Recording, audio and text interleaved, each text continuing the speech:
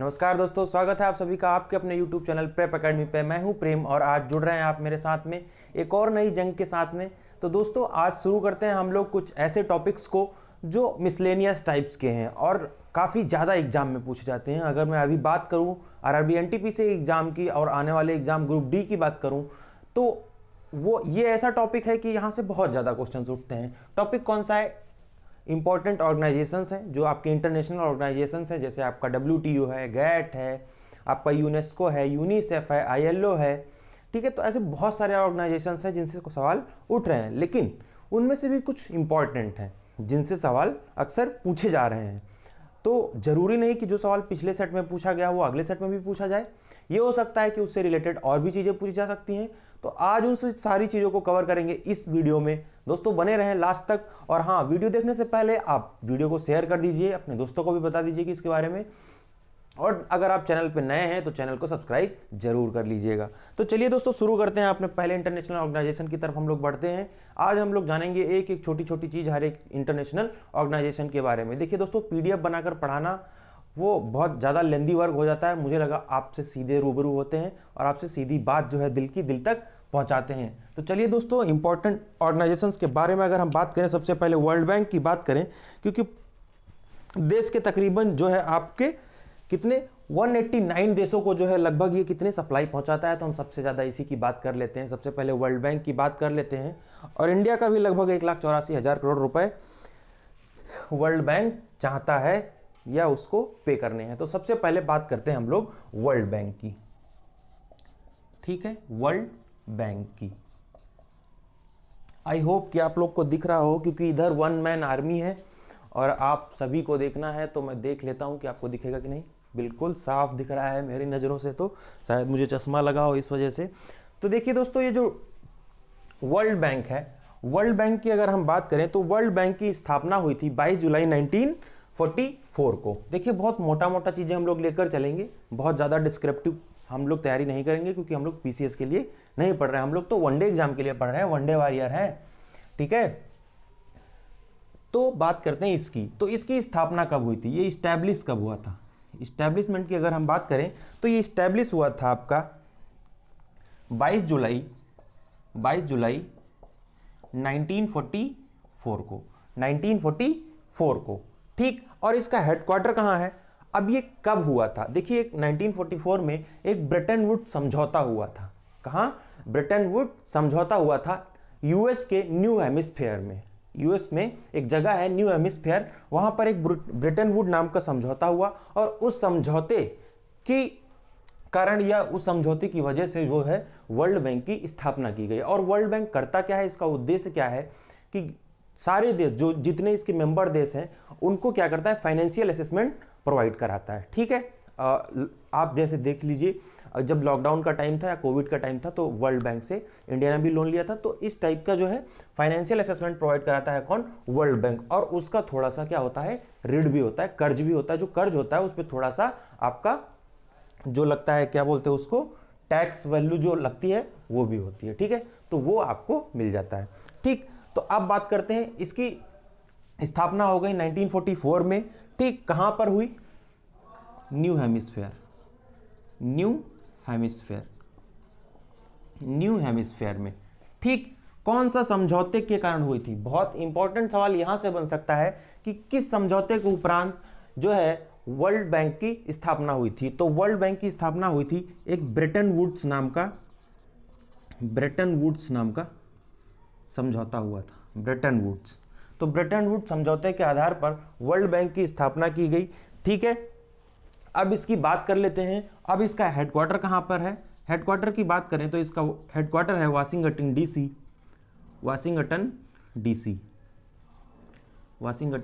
कहां? US में। ठीक है, तो ये हो गई बात इसकी। अब हम बात करें इसके मेंबर देशों की। मेंबर देश कितने हैं इसके? तो इसके मेंबर्स कितने हैं? अगर हम बात करें इसके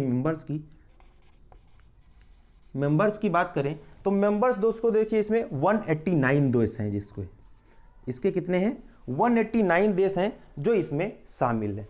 अब देखो दोस्तों, यहां पे एक बात बहुत इंपॉर्टेंट आती है कि इस वर्ल्ड बैंक की कई सारी और संस्थाएं हैं। इस समूह में, वर्ल्ड बैंक के समूह में कई सारी और संस्थाएं हैं। जैसे कौन कौन सी हैं आपकी? IBRD है, ठीक है, IRD है, ठीक है, और आपका मिगा है, ठीक है, और ICSID है, ठीक है। तो ये 3-4 संस्थाएं और हैं, इनके बारे में भी हम लोग जान लेते हैं कि आखिर वो कौन कौन सी हैं। तो पहली की बात करते हैं, ठीक, पहली की बात करते हैं IBRD के बारे में। देखिए IBRD के बारे में, IBRD की अगर हम बात करें, अब इसका नाम क्या है, international bank of reconstruction and development, ठीक। पहली बात तो ये हो गई, क्या नाम है, international bank of reconstruction and development, ठीक, एंड डेवलपमेंट, ये हो गई, ठीक, ये हो गई, ठीक। अब इसके अंदर एक और है संस्था, कौन सी, IMF। अब इसको क्या बोलते हैं, इंटरनेशनल मॉनेटरी फंड बोलते हैं। और इसकी स्थापना कब हुई थी, यहां से सवाल आ सकता है, इसकी स्थापना कब हुई थी, तो इसकी स्थापना कब हुई थी आपकी 1945 में। कब हुई थी, 27 दिसंबर 1945 में, ठीक है, 1945 में। एक बार मैं चेक कर लेता हूं कि आपको सब दिखाई दे रहा है, विजिबल है, ठीक है। तो इसकी स्थापना हुई थी 27 दिसंबर 1945 को, ठीक है। अब दोस्तों बात करते हैं तीसरा, कौन सा है, IDA। तो IDA में देखिए दोस्तों, IDA जो है आपका इंटरनेशनल डेवलपमेंट एसोसिएशन है, ठीक है, इंटरनेशनल डेवलपमेंट एसोसिएशन। इसका पूरा नाम अगर पूछ लेता है आपसे, इंटरनेशनल डेवलपमेंट एसोसिएशन, ठीक। तो ये इसका जो है पूरा नाम है। और इसमें कितने सदस्य देश हैं, इतने मेंबर कितने हैं इसके, मेंबर्स की अगर हम बात करें तो इसके 173 मेंबर्स हैं, ठीक है, इसके 173 मेंबर्स हैं। अब बात करें IDA क्या करता है, IDA क्या करता है दोस्तों, कि जो सबसे गरीब देश हैं, जैसे आपका अफ्रीका है, पाकिस्तान है, भारत है, ये सब गरीब देशों की श्रेणी में है, ठीक, विकासशील भी देश है। तो सबसे गरीब देशों को क्या करता है, फाइनेंशियल असिस्टेंट प्रोवाइड कराता है, उनको ऋण देता है, ठीक है। तो उसके जरिए ये क्या करता है, सबसे ज्यादा यहां पर इस जो IDA जो एसोसिएशन है, इसमें सबसे ज्यादा देश कौन से देश के जो शहर हैं, वो है अफ्रीका महाद्वीप के 39 देश, ठीक, 39 देश हैं। तो ये बात भी आप लोग ध्यान रखिएगा, ठीक है। अब बात करते हैं इसके आगे, इसका एक और, इसको मैं इधर से मिटा दे रहा हूं, इधर आप लोगों ने नोट कर लिया होगा। तो इसका एक और है,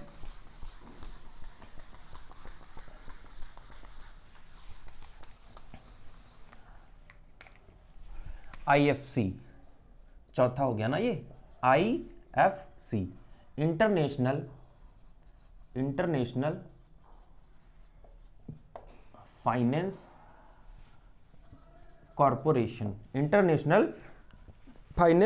कॉरपोरेशन। और इसकी स्थापना कब हुई थी, इसका इस्टेब्लिश कब हुआ था, ये इस्टेब्लिश हुआ था आपका 1956 में। और इसमें मेंबर कितने हैं, मेंबर आपके इसमें हैं 184, ठीक, 184 देश इसमें शामिल है, ठीक है। ये बात हो गई। लास्ट वन जो हमारा बचता है आपका, कौन सा है, ICSID, ठीक, इसका नाम क्या है, ICSID। देखिए एग्जाम में आपसे फुल फॉर्म भी पूछ सकता है, इसकी स्थापना का वर्ष भी पूछ सकता है, इसमें कितने मेंबर हैं ये भी पूछ सकता है। तो इसको बोलते हैं international centre for settlement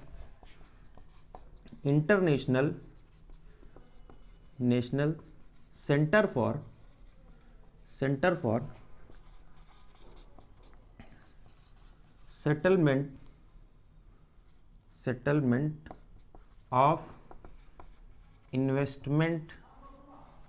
investment and disputes,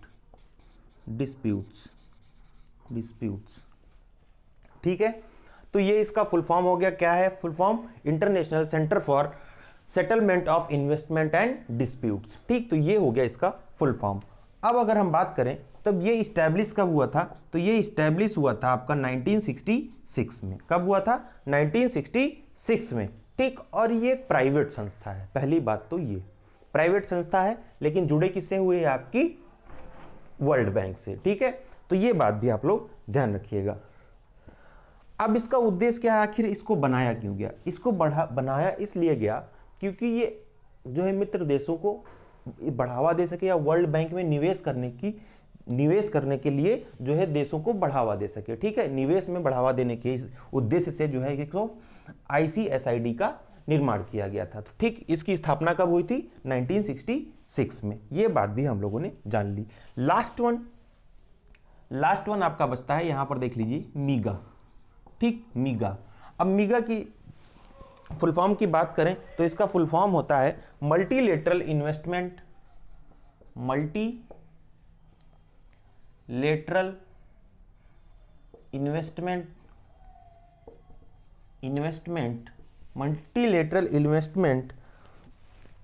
guarantee agency, ठीक, गारंटी एजेंसी, ठीक है, गारंटी एजेंसी। इसको मैं यहां से मिटा दे रहा हूं, ठीक, गारंटी एजेंसी, ठीक है। इसकी स्थापना कब हुई थी? इसकी स्थापना हुई थी आपका 12 अप्रैल 1988 में, 12 अप्रैल 1988 में। और इसके कितने मेंबर्स हैं? इसके मेंबर्स कितने हैं? अगर हम मेंबर्स की बात करें तो मेंबर्स हैं इसके 179। कितने? 179। तो ये बात हो गई, ये वो सारी संस्थाएं थी जो आपकी वर्ल्ड बैंक से संबद्ध थी या शामिल थी उनमें। अब हम बात करते हैं कुछ सेपरेट संस्थाओं के बारे में, ठीक है। अब हम लोग बात करेंगे कुछ सेपरेट संस्थाओं के बारे में। तो इतना आई होप कि आप लोग को समझ में आ गया होगा, और वन मैन आर्मी अपना काम भी कर ले, देख भी ले कि आपका वीडियो सही से चल रहा है या नहीं। चलिए दोस्तों, शुरू करते हैं। तो जो अगला है आपका, इसमें अगला है आपका इंटरनेशनल लेबर ऑर्गेनाइजेशन, ठीक है। कौन सा? इंटरनेशनल लेबर ऑर्गेनाइजेशन, अंतरराष्ट्रीय श्रम संगठन, ठीक है। बात करते हैं नंबर 2 की। कौन सा है आपका? ILO बोलते हैं इसको। क्या बोलते हैं? ILO। तो इसका फुल फॉर्म क्या है? इंटरनेशनल लेबर ऑर्गेनाइजेशन, ठीक।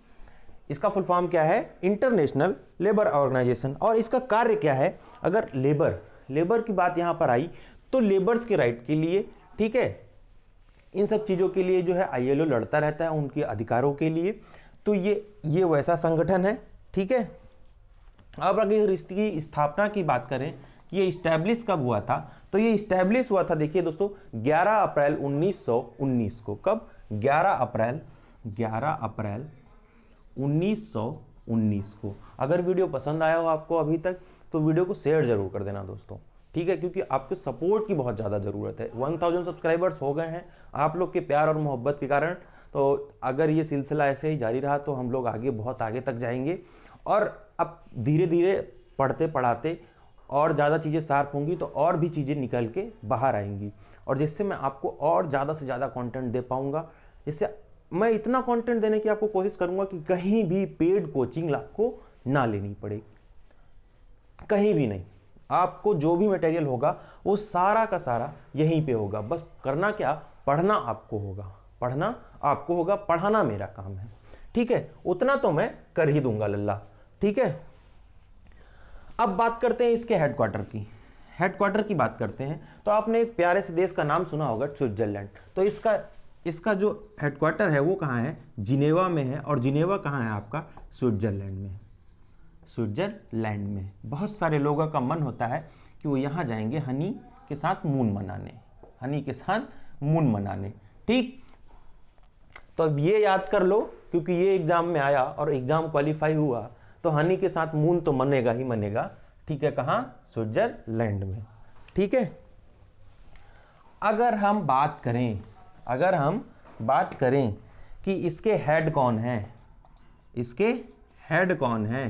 इसके हेड हैं एक राइडर साहब, उनका नाम है गाई राइडर, ठीक है, तो ये नाम आप लोग याद रखिएगा, क्योंकि पूछ सकते हैं कि इसके हेड जो है या मैनेजिंग डायरेक्टर कौन है, एमडी कौन है किसके, आईएलओ के, तो आप लोग बता पाएंगे। ठीक है, अब देखिए आईएलओ को जो है काम करने के लिए, शांति के क्षेत्र में काम करने के लिए 1969 में नोबेल मिला था। ठीक, नोबेल मिला था किस चीज का, पीस का। ठीक, नोबेल मिला था पीस का। ठीक है, 1969 में। ठीक है, अब दोस्तों और इसके मेंबर्स कितने हैं, अगर हम बात करें यहां पर इसके मेंबर्स की तो मेंबर्स हैं 187, सॉरी माफ कीजिएगा 187 इसके मेंबर्स हैं। ठीक, हाँ ये इतना हो गया। अब हम लोग ये बात तो हो गई, इसकी आईएलओ की बात हो गई। अब हम लोग बात करते हैं WHO की, वर्ल्ड हेल्थ ऑर्गेनाइजेशन की। किसकी, वर्ल्ड हेल्थ ऑर्गेनाइजेशन की, वर्ल्ड हेल्थ ऑर्गेनाइजेशन की। देखिए आज की वीडियो में मैं आपको सारे भले ना करा पाऊं, लेकिन इंपॉर्टेंट जो हैं, जो अभी एग्जाम्स में आ रहे हैं, ठीक, वो सारे के सारे आपको जरूर करा दूंगा। ठीक है, तो तीसरा कौन है आपका, WHO। जुग जुग जियो WHO, क्योंकि कोविड के टाइम में बहुत सारी मदद की है WHO ने भी। ठीक है, तो वर्ल्ड, और आपको एक बहुत अच्छी न्यूज़ पता होनी चाहिए क्या, कि ट्रंप जो है WHO से बाहर आ गए थे। ठीक, उन्होंने अपने देश को, फिर जब जो बाइडेन आए तो उन्होंने फिर से जो है इसकी सदस्यता ली। और आपको बता दूं 2019, यहाँ पे एक चीज़ और ध्यान रखिएगा, जो टाइम्स मैगजीन आपकी होती है, times magazine of the person of the year का जो खिताब मिला था वो जो बाइडेन और कमला हैरिस को मिला था 2019 का। ये सवाल बन सकता है, ये भी आप लोग ध्यान रखिएगा। जो बाइडेन कौन है, इस टाइम जो है संयुक्त राष्ट्र अमेरिका के राष्ट्रपति हैं। ठीक, ये बात भी आप लोग ध्यान रखिएगा। तो वर्ल्ड हेल्थ ऑर्गेनाइजेशन की बात करते हैं, विश्व स्वास्थ्य संगठन जिसको बोलते हैं हिंदी में। ठीक, विश्व स्वास्थ्य संगठन। मुझे नहीं लगता कि आप लोग को इसकी हिंदी बताने की जरूरत है, क्योंकि most of the peoples learn in English. ठीक, ऐसे खासकर ऐसी चीजों को, क्योंकि ऐसी चीजें जल्दी से याद नहीं होती, लर्न नहीं होती, तो हम लोग इनको इंग्लिश में ज्यादा बेहतरी से याद कर सकते हैं। ठीक, तो वर्ल्ड हेल्थ ऑर्गेनाइजेशन की जो स्थापना हुई थी आपकी दोस्तों 7 अप्रैल 1948 को हुई थी। कब हुई थी, इस्टेब्लिश कब हुआ था ये, 7 अप्रैल 1948 को। कब, 1948 को। ठीक है, अब इसके हेडक्वार्टर की अगर हम बात करें, तो इसका हेडक्वार्टर कहाँ है, हेडक्वार्टर वहीं है जहां हनी और मून है। ठीक, तो हेडक्वार्टर है जिनेवा, स्विट्जरलैंड में। ठीक, जिनेवा स्विट्जरलैंड में इसका हेडक्वार्टर है। ठीक, और इसके हेड कौन है, इसके हेड हैं टेड्रोस, देखिए हिंदी में लिख देता हूं इसको, टेड्रोस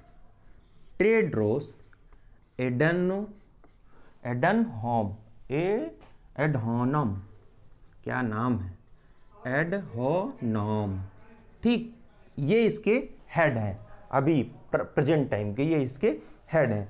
ठीक है, अब एक बात करते हैं, ये तो है महानिदेशक। ठीक, ये हैं महानिदेशक। ठीक, अब बात करते हैं उप महानिदेशक की। तो उप महानिदेशक कौन है, एक भारतीय मूल की महिला है, उनका नाम है दोस्तों, उनका नाम क्या है आपका, सौम्या स्वामीनाथन। ठीक, ये आप लोग ध्यान रखिएगा, क्योंकि ये आपका इंपॉर्टेंट हो सकता है। ठीक है, सौम्या स्वामीनाथन। ठीक है, सौम्या स्वामीनाथन यहाँ की उप महानिदेशक है, किसकी, आपकी WHO की।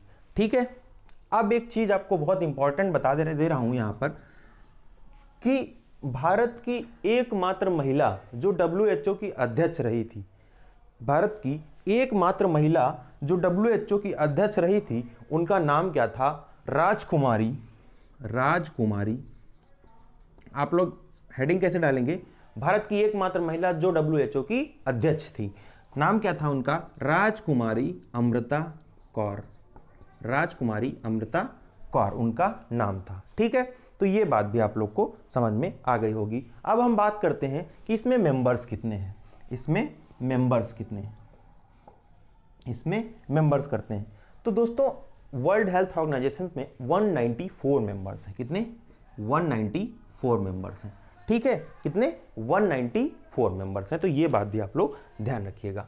तो ये हो गई WHO की जो बहुत इंपॉर्टेंट चीजें थी। स्टैब्लिश कब हुआ था आपका? 7 अप्रैल 1948 को। हेडक्वार्टर कहाँ है आपका? जिनेवा में है। इसको एस मत मान लीजिएगा, ये जिनेवा। ठीक, जिनेवा स्विट्जरलैंड में है। हेड इसके कौन है? Tedros Adhanom. ठीक, ये इसके महानिदेशक हैं। सौम्या स्वामीनाथन ये भारत के हैं, उप महानिदेशक हैं। और पहली भारतीय जो WHO की अध्यक्ष थी उनका नाम था राजकुमारी थी अमृता कौर। ठीक, तो ये बात भी आप लोग ध्यान रखिएगा। मैं एक बार वीडियो पे भी ध्यान दे लेता हूं। ठीक, तो ये बात हो गई। अब हम लोग बात करते हैं यूनिसेफ की, यूनाइटेड नेशंस चिल्ड्रंस फंड। ठीक, ये तो इसका नया नाम है। ठीक है, यूनाइटेड नेशंस चिल्ड्रंस फंड, ये तो इसका नया नाम है यूनिसेफ का। पुराना नाम क्या था? कमेंट में फटाफट देखने से पहले बता दो। वीडियो देखने से पहले बता दो कि इसका पुराना नाम क्या था। ये है हमारा चौथा, यूनिसेफ। ठीक, तो इसको हम लोग बोलते हैं, अभी क्या बोलते हैं? United Nations children's fund. ठीक, ये तो हो गया इसका जो नया नाम है। पूर्व में इसे क्या बोला जाता था? इसको बोला जाता था यूनाइटेड नेशन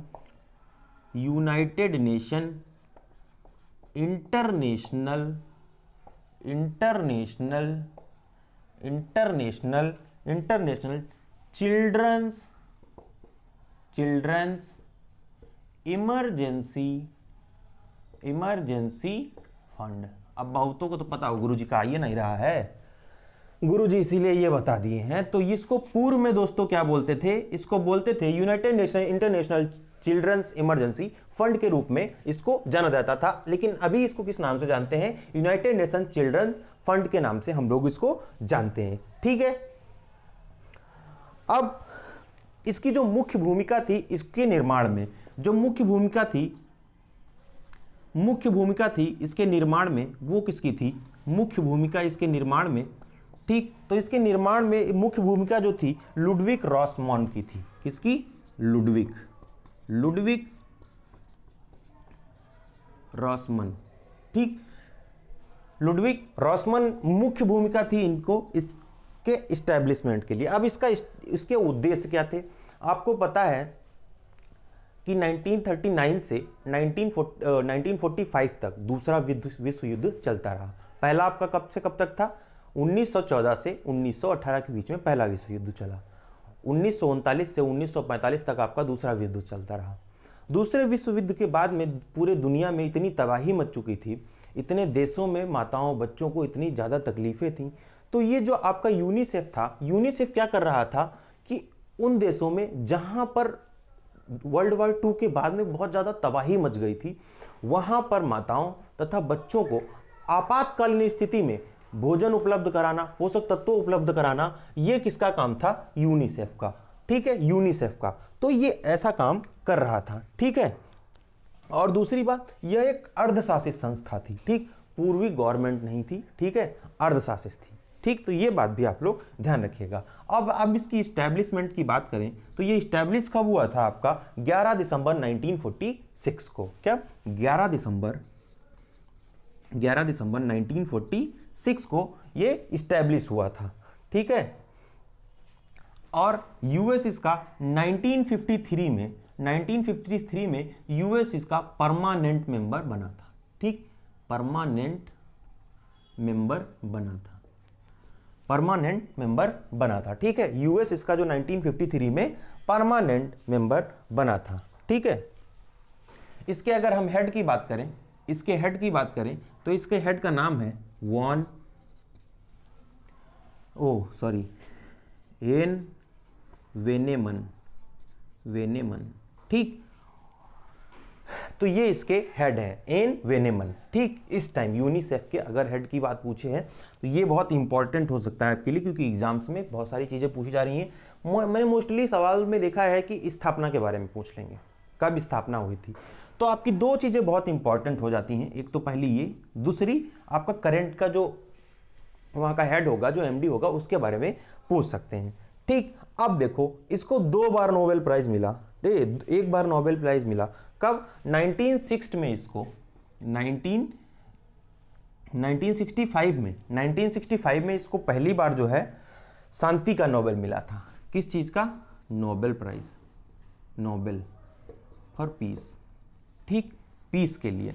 फिर 1985 में, ठीक, 1989 में अब भारत में कौन सा शांति पुरस्कार दिया जाता है? तो इंदिरा गांधी, ठीक है, इंदिरा गांधी शांति पुरस्कार दिया जाता है। कौन सा?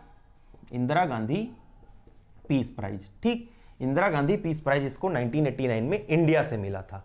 ठीक, तो ये बात भी आप लोग ध्यान रखिएगा, ठीक है।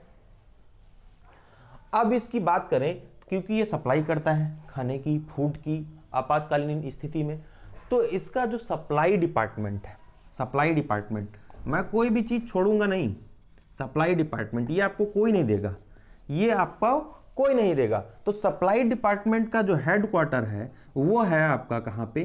कोपहेगन, कोपहेगन डेनमार्क में, डेनमार्क में, ठीक। तो ये बात भी आप लोग ध्यान रखिएगा, ठीक है। अब हम लोग बात करते हैं दोस्तों गैट की, ठीक, general agreement on trade and tariff. MBA वाला कौन कौन है? हाथ खड़ा करो। एमबीए वाला कौन कौन है? हाथ खड़ा करो। एमबीए वालों से पूछना है गैट की स्थापना कब हुई थी, खासकर एमबीए फिनांस वाले खड़े करो हाथ, गैट की स्थापना कब हुई थी। देखिए दोस्तों, गैट की स्थापना भी 1947 में हुई थी। कब? वर्ल्ड वार 2 के बाद में। कब हुई थी? अब गैट पांचवा है आपका ये GATT। देखो, अब देखो चीजें इसमें बहुत ध्यान से पढ़ना, क्योंकि इस गैट को चेंज होके पता नहीं क्या क्या बनेगा। गैट के बाद में ये ITO बनेगा, ITO के बाद में ये WTO बन जाएगा, जो आपका वर्ल्ड ट्रेड ऑर्गेनाइजेशन है इस टाइम जो करंट में है। गैट तो है नहीं करंट में, करंट में क्या है आपका? WTO है, वर्ल्ड ट्रेड ऑर्गेनाइजेशन, ठीक, जो 1 जनवरी 1995 को बना था, ठीक है। तो अब ये गैट ही है जो 1 जनवरी 1995 को WTO के रूप में चेंज हो गया था। तो हम लोग एक एक चीज करके जानेंगे कि गैट जो है, गैट का फुल फॉर्म क्या है? General agreement on, general agreement on, general agreement on trade and tariff, trade and tariff, ठीक, ट्रेड एंड टैरिफ या टैरिफ एंड ट्रेड, ठीक है। तो दोस्तों इसकी स्थापना कब हुई थी? ये कब इस्टेब्लिश हुआ था आपका? 1947 में। ये इस्टेब्लिश हुआ था आपका 1947 में, ठीक है।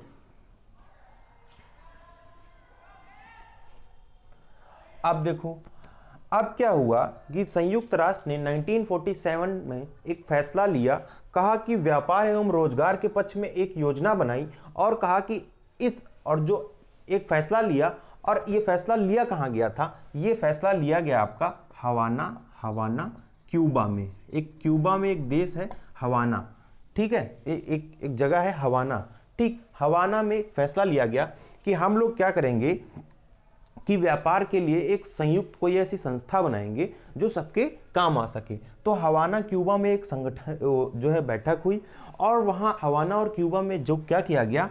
ITO। अब ये जो पहले गैट था, अब इसको एक इंटरनेशनल संस्था बना दिया गया, और इसको नाम क्या दिया गया? International Trade Organisation. इसको नाम दिया गया क्या? इंटरनेशनल